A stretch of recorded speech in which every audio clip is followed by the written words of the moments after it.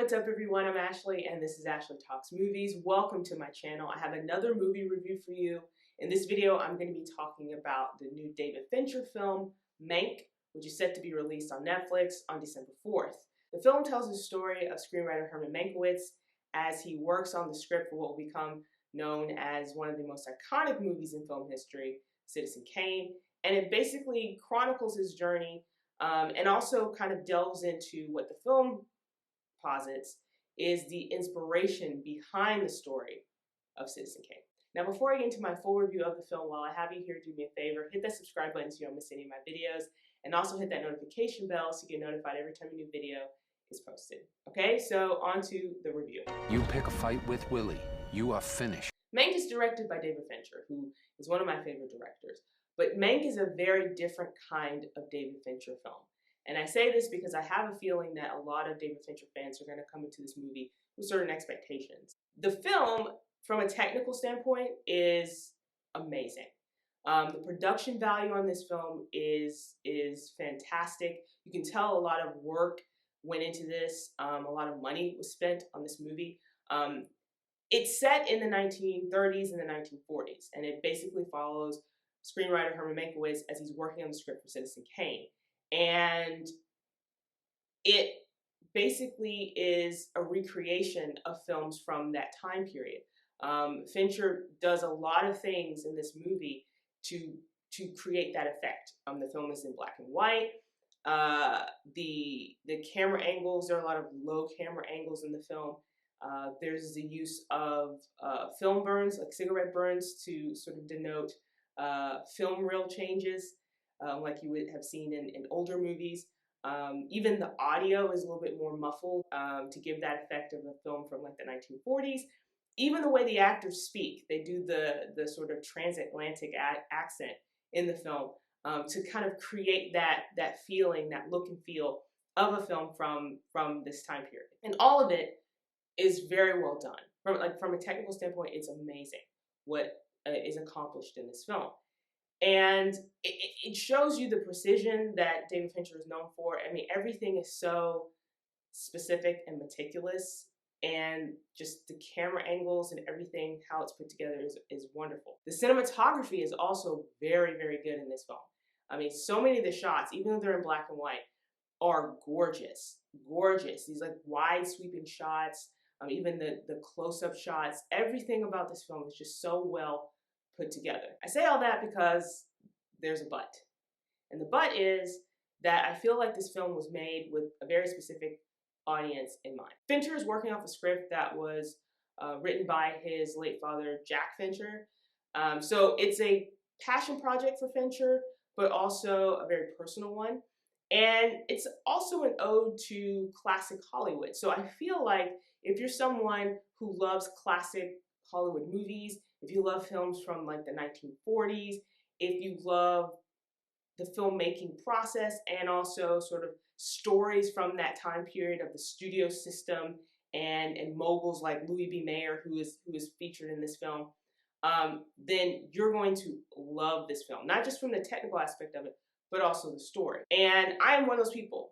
I love classic films. So I was able to follow a lot of this and was able to really enjoy it, even though I thought the story was a bit all over the place. And I say that because I think you have to kind of know what Citizen Kane is and have seen it to kind of understand what's going on in this movie, because it references it a lot, and the movie is essentially about how this film was made, at least how the script was written for it. But in addition to that, like I said, the story's busy. So it jumps time periods, it jumps to the 1930s, it jumps to the 1940s. It is talking about the studio system, the politics there, politics in Hollywood and in Los Angeles. It also delves into Herman Mankiewicz's alcoholism, his career, because at this point, when you first meet him, he's kind of washed up, and he's given this assignment to write the script for Citizen Kane. He's working alongside Orson Welles, who's getting ready who wants to direct this picture. And so there's a lot of things going on. There's a lot of players that come in and out in the story. You have William Randolph Hearst, played by Charles Dance, and his mistress, played by Amanda Seyfried, and there's just a lot of things happening, a lot of moving parts in this movie, and I feel like if you don't have sort of a base knowledge of Citizen Kane or of that sort of time period, you kind of will get lost, and I feel like that's where the film kind of suffers. I think is just because there's a lot going on in the story, and it doesn't really explain a lot of it. It's kind of like you're expected to know a lot of this so that you can just follow along. Not to say the story isn't good. I thought the story was good, but there's a lot happening. There's a lot of heavy lifting here, and it's 2 hours long. And so, I don't know how someone who isn't familiar with Citizen Kane, has never wanted to watch Citizen Kane, has no interest in Citizen Kane, could come to this movie and sit through like 2 hours of it, and not kind of wonder what is going on and what's happening, and maybe possibly give up on it. As far as the performances go, Gary Oldman, he plays Herman Mankiewicz. He's great. He is fantastic. He does a really great job with the character. His performance is fantastic. To me, it's definitely a standout performance. I wouldn't go as far as say it's his best performance ever, but it is a standout performance, and I think he does a really good job. As I mentioned before, Amanda Seyfried is in this film, and she plays Marion Davies, actress, but also she was the long-term mistress of William Randolph Hearst. She does a really great job with this particular character, especially when she's in scenes with Gary Oldman. They do a great job when they're on screen together. So just really great performances. I will say that Charles Dance does a really amazing job with William Randolph Hearst, and even though he's not in the film a lot, there is one very memorable scene with him towards the end of the film, and it's just like, wow, the way he delivers his lines is just amazing.